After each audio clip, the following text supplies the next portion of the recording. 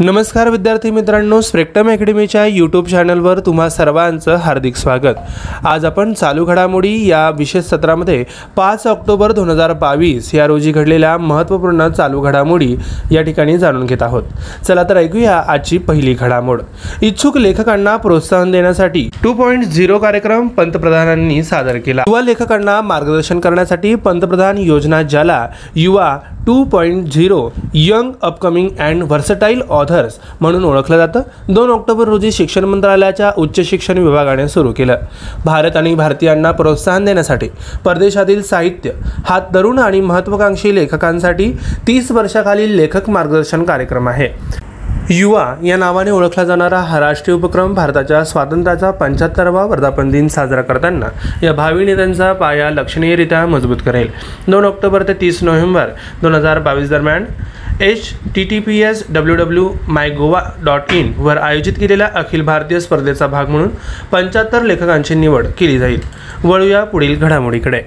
Fit India freedom run 3.0 ची सुरुवात अनुराग सिंग ठाकूर आणि किरण रिजिजू यांनी केलेली आहे। फिट इंडिया फ्रीडम रन 3.0 अधिकृतपणे नवी दिल्लीतील मेजर ध्यानचंद नॅशनल स्टेडियमवर सादर करण्यात आली। 2020 मध्ये कोविड-19 महामारीच्या शिखरावर भारत सरकारने सुरू केलेल्या सर्वात मोठ्या राष्ट्रीय उपक्रमांपैकी एक असलेल्या फिट इंडिया प्लॉग रनची तिसरी आवृत्ती केंद्रीय कायदा आणि न्याय मंत्री श्री किरण रिजिजू आणि श्री अनुराग सिंग यांनी संयुक्तपणे सादर केली।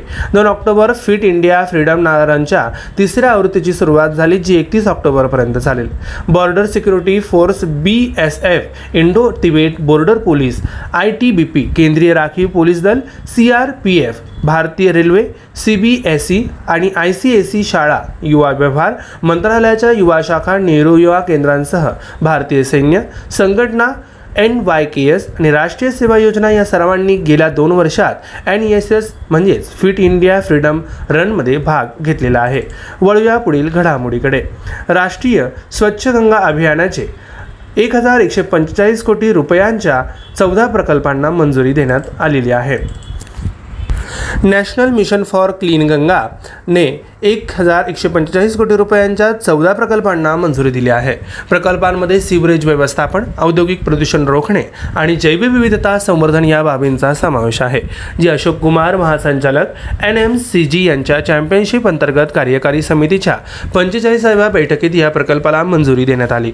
राष्ट्रीय स्वच्छ गंगा अभियानाशी संबंधित महत्त्वाचे मुद्दे या प्रकल्पात उत्तराखंड, उत्तर प्रदेश, बिहार, झारखंड आणि पश्चिम बंगाल या 5 मुख्य गंगा खोऱ्यातील सीवरेज व्यवस्थापनाशी संबंधित 8 बाबींचा समावेश आहे। उत्तर प्रदेशात 4 मलनिस्सारण व्यवस्थापन प्रकल्पांना मंजुरी देण्यात आली। सांडपाणी व्यवस्थापन प्रकल्पांमध्ये वाराणसीतील 80 नाल्याचे टॅपिंग, 55 MLD सांडपाणी प्रक्रिया केंद्र बांधणे समाविष्ट आहे। आसी, सामणेघाट आणि नाखा या 3 नाल्यांमधून शून्य प्रक्रिया न केलेल्या विसर्ग साध्य करण्यासाठी प्रकल्प मंजूर करण्यात आलेला आहे। वळूया पुढील घडामोडीकडे। भारतभर 5G तंत्रज्ञानासाठी 100 प्रयोगशाळा सरकार स्थापन करणार आहे। पंतप्रधान नरेंद्र मोदी यांनी भारतीय मोबाईल काँग्रेसमध्ये भारतात 5G सेवा सुरू करण्याची घोषणा केल्यानंतर एका दिवसानंतर सरकार आता देशभरात 5G प्रयोगशाळा स्थापन करण्याचा मानस आहे। केंद्रीय दळणवळण, इलेक्ट्रॉनिक्स आणि माहिती तंत्रज्ञान मंत्री अश्विनी वैष्णव यांच्यामध्ये भारत सरकार देशभरात 100 5G प्रयोगशाळा स्थापन करण्याचा मानस आहे।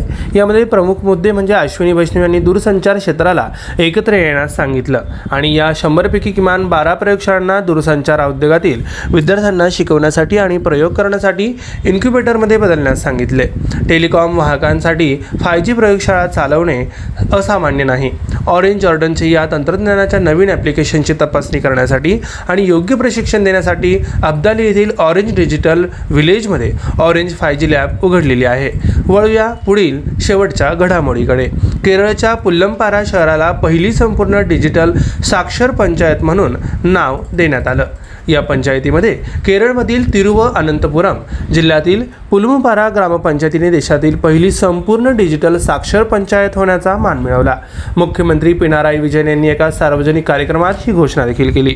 एकूण डिजिटल साक्षरता साध्य करण्याच्या मोहिमेचा उद्देश रहिवाशांना ऑनलाईन मोडद्वारे उपलब्ध असलेल्या 800हून अधिक सरकारी सेवांमध्ये प्रवेश मिळवण्यासाठी सक्षम करणे हा होता।